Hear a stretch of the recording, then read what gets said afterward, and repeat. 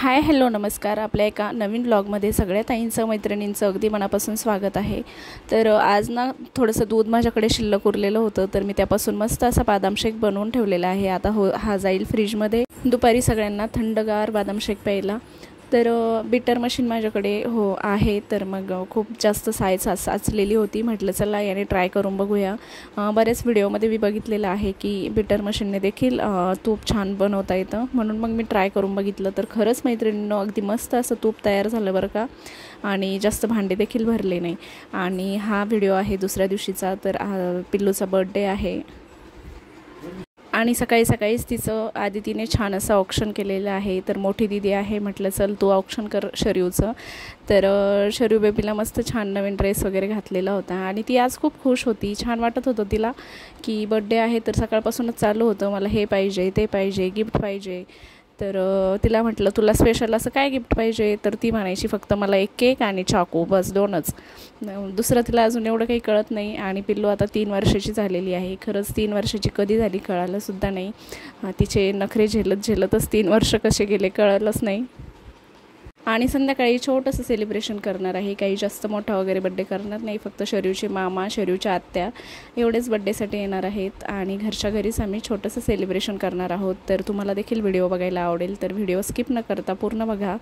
तर दिवसभर काही शूट केलंच नाही, कारण स्वयंपाक वगैरे खूप गडबड असते आणि मग शूट करत सगळे कामं करायचे म्हटलं की खूप जास्त लेट होतं. त्यामुळे म्हटलं मग आज शूट न करता सगळं पटापट आवरून घेऊया. कारण काय झालं होतं, सगळं आवरेपर्यंतच खूप लेट झालेलं होतं आणि मग स्वयंपाक हे ते सगळंच होतं. तर म्हटलं जाऊ दे, आता संध्याकाळी सेलिब्रेशनच्या वेळेसच आता शूट चालू केलेलं आहे, व्हिडिओला सुरुवात केलेली आहे. तर सगळ्यांनी आम्ही शर्यूला छान असं ऑप्शन केलं.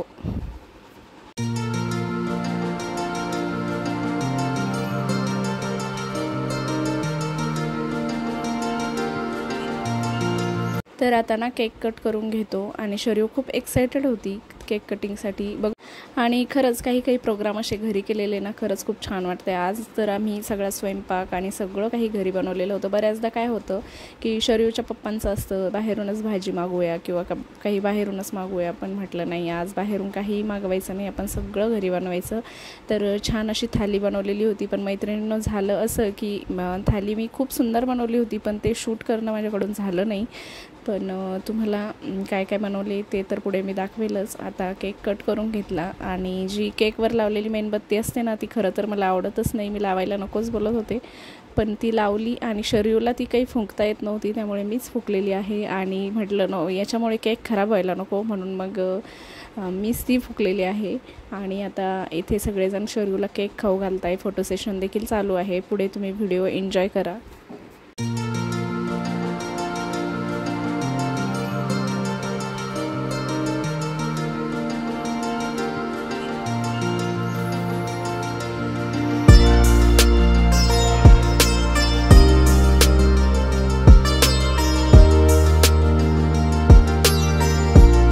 शर्यूसाठी तिच्या दोन्ही मामांनी खूप सुंदर असं गिफ्ट आणलेलं आहे. तर ही छोटी स्कूटर तिला खूपच आवडलेली होती. तर पहिलेच तिला त्यांनी ज्यावेळेस गिफ्ट आणलं ना त्यावेळेसच दाखवली. तर शर्यू बेबी काय बड्डेच सोडून दिला तिने. तिला बड्डे पण करायचा नव्हता, फक्त या स्कूटीवर बसायचं होतं.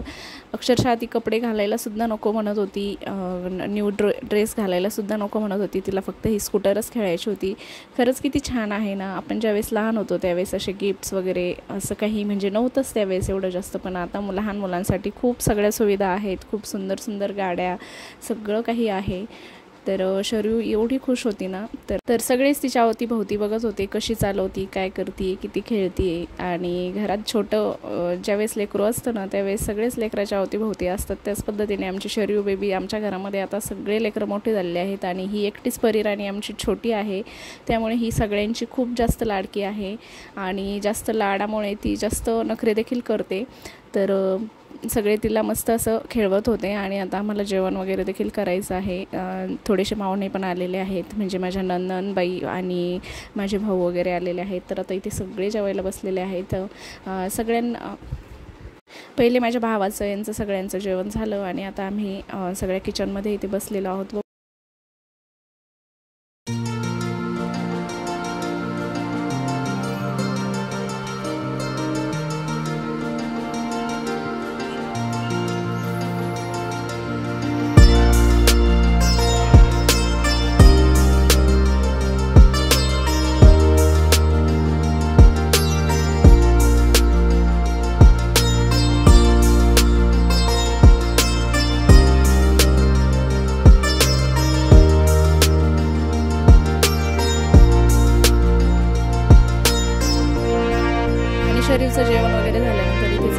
आहे. जे काही गिफ्ट्स कोणी काय काय आणलेले आहे ते फोडण्याचं काम तिचं चालू आहे.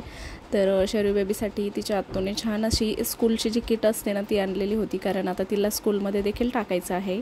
आता जूनमध्ये ती स्कूलमध्ये जाईल.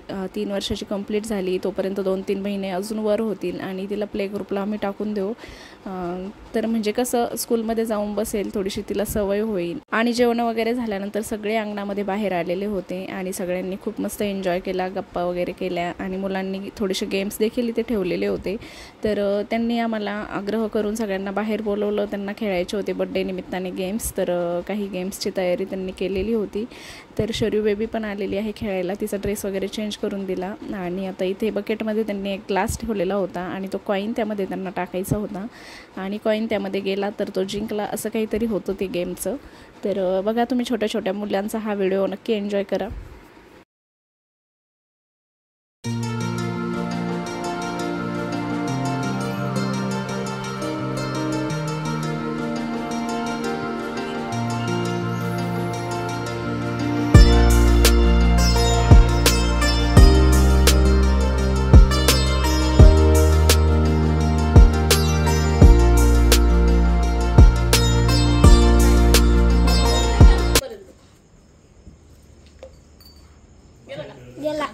हो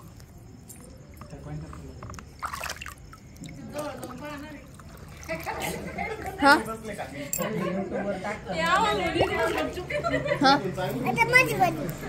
नाही गेला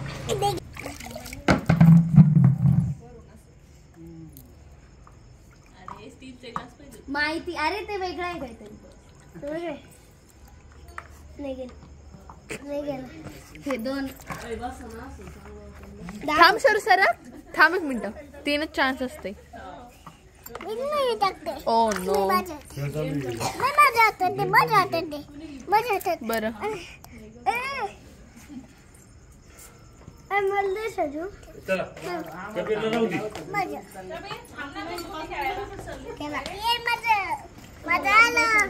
गुड.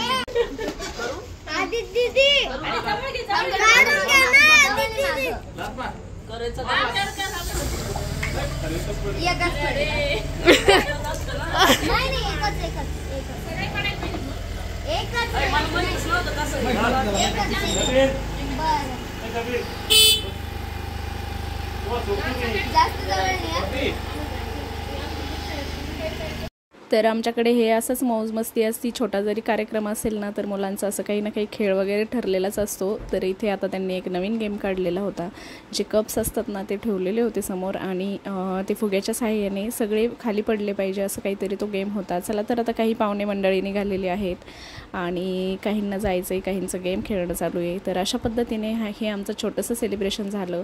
तुम्हाला हा व्हिडिओ कसा वाटला नक्की सांगा आणि मुलांची मौज मस्ती कशी वाटली ते देखील नक्की सांगा. चला तर इथे आता शरीरच्या आत्या वगैरे निघालेल्या आहेत. त्यांना आम्ही बाय बाय करतो आणि व्हिडिओला देखील बाय बाय करतो. भेटूया पुन्हा एकदा नवीन व्हिडिओसोबत. तोपर्यंत बाय.